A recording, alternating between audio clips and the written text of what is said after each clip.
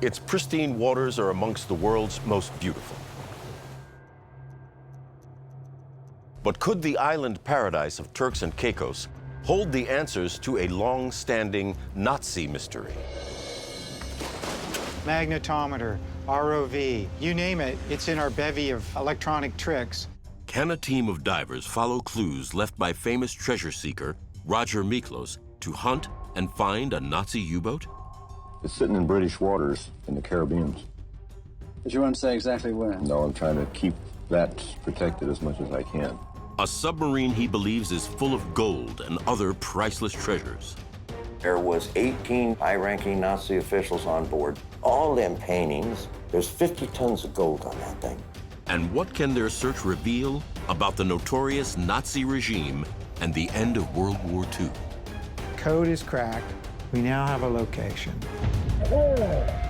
Tonight on History's Greatest Mysteries, we follow the trail of clues to search for the Nazis' top-secret lost U-boat and its astonishing contents. Using original documents never seen by anyone other than Roger Miklos himself, a team of divers will attempt to unlock the mystery and find what many consider the most elusive shipwreck in history. Guys, I think I got a hit. I'm Laurence Fishburne, and tonight, can Mike Fletcher finish the mission that Roger Miklos started so many years ago?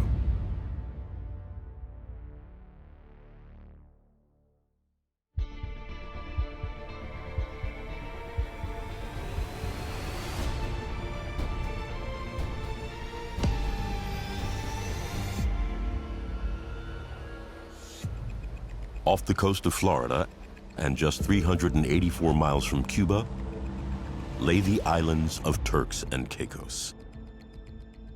Their beauty, color, and perfect weather makes these islands a destination for travelers worldwide. But looks can be deceiving. Under these turquoise waters, the terrain is jagged, unpredictable, and often deadly. And these islands are a graveyard of sunken vessels and lost treasure. And that's where Mike Fletcher comes in. You name it, I've done it underwater. I started out with a passion for maritime history and specifically shipwrecks. And then when you combine that with my ability to dive in deep, difficult conditions, I got really good at finding shipwrecks. Out of the blue one day, I get a call from this guy I've never met. And he says, Mike, can we get you to go on a mission for us? Turns out that mission was following up on treasure hunter Roger Miklos' claim that he had found a U-boat full of Nazi treasure. 40 years ago, treasure hunter Roger Miklos claimed to have discovered a U-boat on the ocean floor off an island of Turks and Caicos.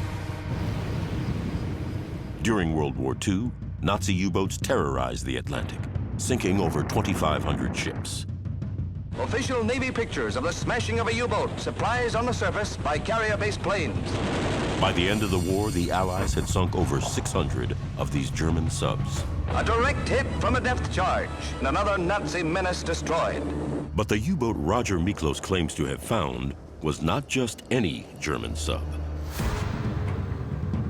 For decades, there had been rumors and stories that in the waning days of World War II, the Nazis built a fleet of 9 specially modified cargo subs to ferry looted gold, priceless artwork, and possibly even top Nazi officers to South America as they attempted to flee a crumbling Third Reich.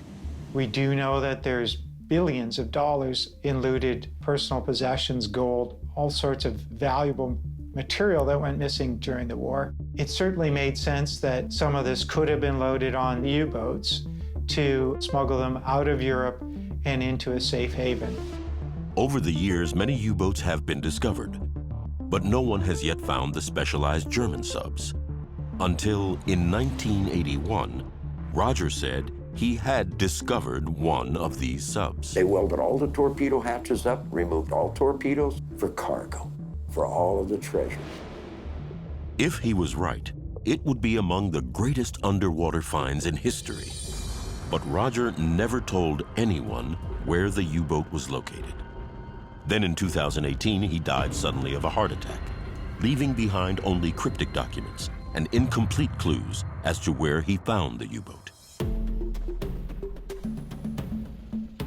But now, Mike Fletcher has those documents.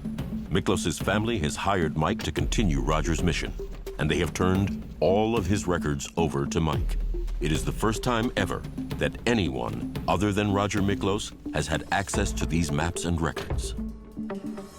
Off the coast of Turks and Caicos, Mike, Sam, and Chris are taking a vital step in their search for a sunken Nazi U-boat when Sam gets some promising data from the magnetometer. I think I got a hit. What? Check this out right now. Come on, quick. Are you serious? When you find something, when you get that hit, you can feel the excitement in everybody. What do you got?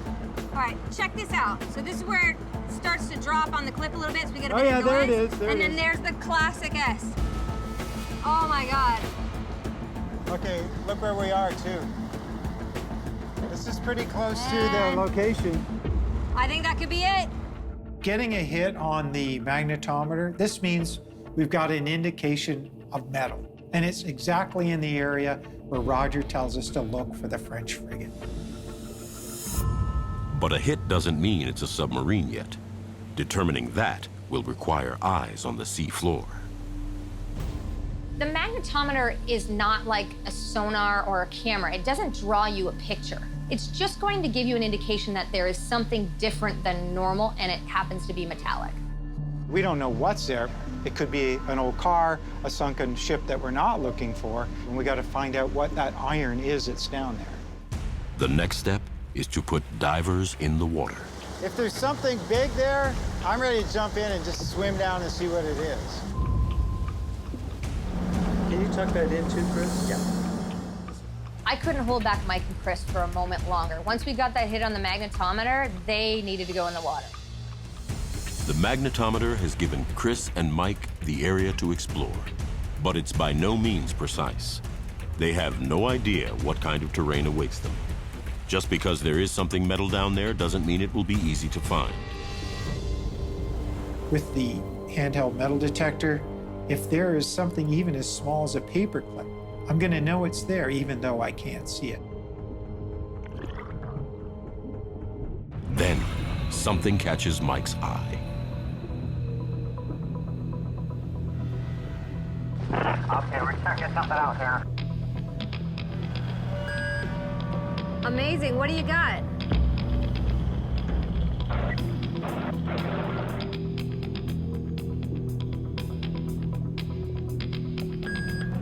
Surface to Mike. Do you read? Over. Sam, we've got something here.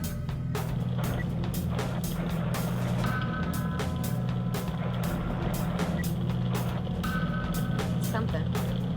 Sam, you here? Don't leave me hanging, Chris. The anticipation's killing me. I picked up a trail of metal pieces. Getting another one. Oh. Sam, we've got something here. As we're following this metal trail, we come across a metal pipe flange. To me, this is a pressure fitting. This is exactly the kind of thing that you would use in the construction of a submarine. Most of the metal pieces are hard to identify, except for one piece. And that piece could be a very significant find. And it appears to be a flange or pressure fitting for a sub. Sub-flanges are used to connect pipes, valves, and equipment to provide a pressurized seal. When compromised by a catastrophic disaster on board a U-boat sub, this would be the type of debris one would find. We're finding these bits and pieces of iron that shouldn't be there. It could lead us to a shipwreck, but hopefully our U-boat. Scattered around. Once Mike and Chris have documented their find, they begin to follow the trail of parts, hoping that it will lead to the missing U-boat. The trail leads this way.